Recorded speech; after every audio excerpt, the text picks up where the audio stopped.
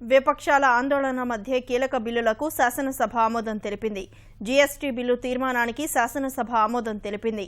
GST బిల్లుపై సభలో మాట్లాడిన ముఖ్యమంత్రి చంద్రబాబు 13 ఏళ్లుగా పెండింగ్లో ఉన్న ఈ బిల్లు ఆర్థిక రంగానికి బలమైన ఊతాన్నిస్తుందని అభిప్రాయపడ్డారు. జీఎస్టీ బిల్లు వల్ల వినియోగదారులకు పన్ను భారం తగ్గుతుందని చెప్పారు. వ్యవసాయ అనుబంధ కళాశాలల సవరణ బిల్లు, వ్యాట్ ఎక్సైజ్ సవరణ బిల్లులు, ద్వంద్వ రిజిస్ట్రేషన్ల అడ్డుకట్టకు సంబంధించిన సవరణ బిల్లుకు కూడా సభ ఆమోదం తెలిపింది.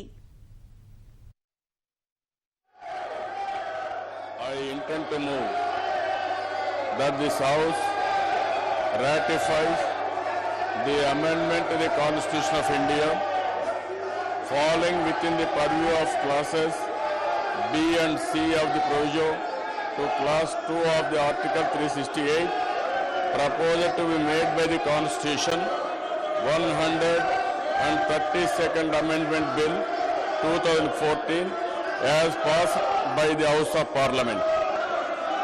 Members ni request chestunna adhyksha idi GST bill edaithe undo ee billu 13 సంవత్సరాల నుంచి పెండింగ్ ఉంది.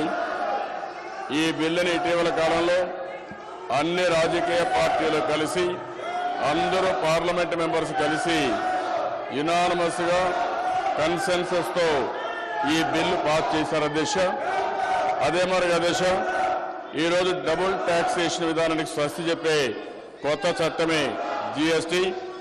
అదనపు పన్ను, అమ్మకం పన్ను కానీ, వ్యాట్ కానీ, ఆక్ట్రాయ్ కానీ, ఎక్సైజ్ డ్యూటీ కానీ ఇలాంటి పన్నులు ఇంక రాబోయే రోజుల్లో ఉండవు అధ్యక్ష.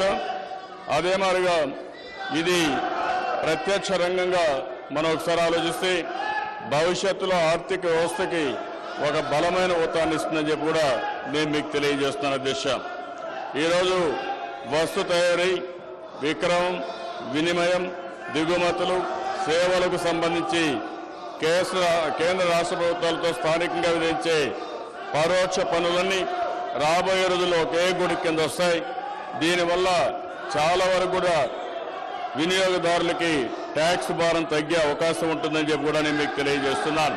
మనందరం కూడా ఆలోచించాల్సింది, ఈ బిల్లుని మొత్తం దేశం అంతా కూడా యునానిమస్ గా పాస్ చేశారు.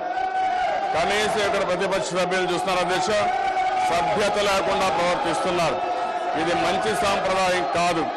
ఏదైనా ఉంటే సభా సాంప్రదాయాలకు అనుగుణంగా మీరు మాట్లాడాల్సిన అవసరం ఉంది. దానికి ప్రభుత్వం సిద్ధంగా ఉన్నాం. మీరు ఏదైతే ఇలాంటి బిల్లులు వచ్చినప్పుడు కూడా సహకరించకుండా మీరు ఒంటెద్దు పోగులతో గొడవ చేయడమే కార్యక్రమంగా పెట్టుకుంటే అది మంచిది కాదు, సభా సాంప్రదాయానికి మంచిది కాదు దిశ.